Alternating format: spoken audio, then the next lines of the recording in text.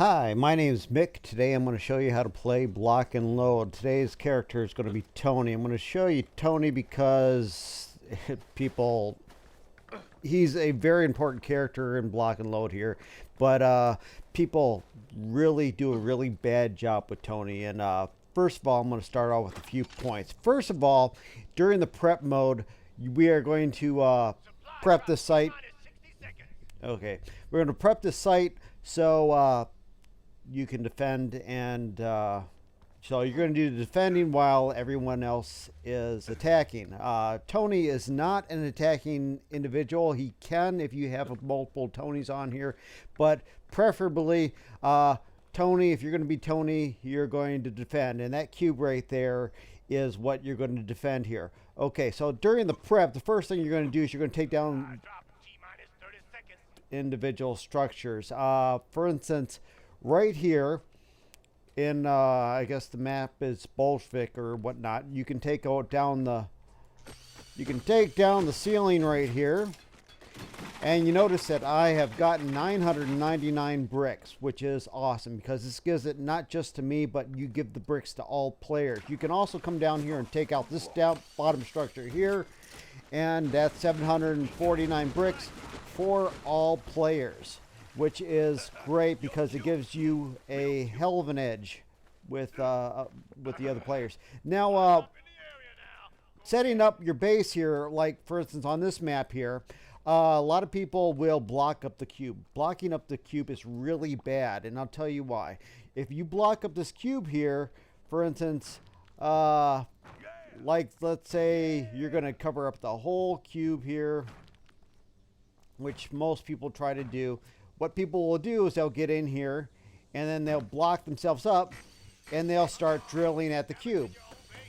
So when you're trying to find out who these individuals are that are destroying your cube, you can't find them because they went under your little defense barrier and they start tearing up the cube. And by the time you figure out where they are, it's too late. Alright, when you start out this level, this is what the board's going to look like before anything's cut down. And I'm going to show you the way that it should look after it's all prepped, after the 5-minute starts or finishes up and whatnot. I'm going to clear this out and show you the perfect defense for Tony. Okay, and I'm going to cut things down and I'm going to build things up, and I will be back to you after that I'm done here. Alright, I've eliminated all the unnecessary structures, and you notice that I have made a very large wall around the cube. Notice that I did not, right through here, people like making a very small block structure with a wall, and they like putting their turrets inside the wall. Well, the problem with that is that let's say someone like Cogwheel, he comes in here and he does the kamikaze, he runs up to the wall and he will blow up all your turrets. So that is not the most ideal thing to do. So what you want to do is you want to stick like a turret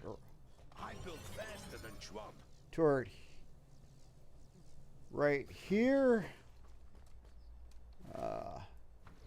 here. You spread them out wide because they got a long range. Okay, down here I put this little cover over the top because people like coming up behind, and the ninjas like trying to shoot the turrets from the buildings over here. So I got a couple spots here. I know that the top covers up the turret's ability from shooting up in the air, but this is still the benefit outweighs the negatives here. Very important here is it's really nice to have the walk-through doors here, so your guys can get in and out really easy. I would like to have, if you can get the wall up very high, it's nice. It prevents them from jumping over the wall. But if you can't, that's fine too, because what happens is if they do jump over the wall, the turrets kick their ass and they're dead. So that's really nice. But what you do is you can modify the stuff as you go. Also, as Tony, when the turrets are doing their job, what's nice to do is to come up here and probably start drilling. Okay, you can while everything's being done, it's very important for Tony to be gathering as much blocks as he can, because Tony will expend blocks like crazy and stuff, and you cannot always rely on your team to go and pick up the drop. So don't plan on the team doing that, because the team does a lot of stupid things. This whole section right here can be cut off, and it's nice having it cut off because people come up there and try to attack from the top, and it leaves them wide open. It's easier to take them out. So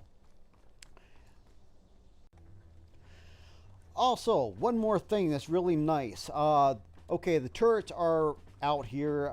Sometimes you might want to, depending on how the other team is attacking, sometimes it's nice to put a little ceiling over them like this. Okay, now they'll come at them and try to take the turrets out.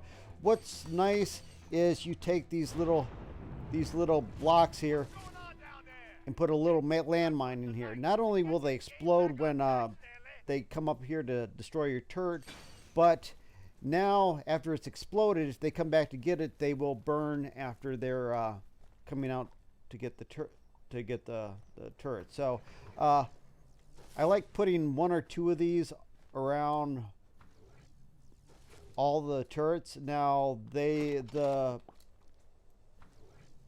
fire mines will not hurt your own people except for the initial explosion, but they won't explode on your own people. But they will fry the individuals that come to take out your stuff every time. And it's nice to put these things around the side.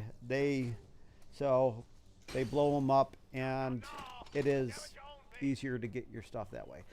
All right, so let me see if there's anything else I missed. Okay, so recap. In the beginning of the game, take down the top of the building, the side buildings, and anything else. Big chunks of bricks will give you bonus points for the beginning of the game. Second of all, take out everything in the middle. Make a wide wall so your turrets have maximum line of fire, and absolutely do not block in the cube. Never block in the cube. You're going to have people that piss you off because they block in the cube, and you're going to have to take them out. 3. Like you said, I can see that turret from up here. So if I was a ninja, I could probably take it out from up here. So maybe I didn't do the best job of covering that up. But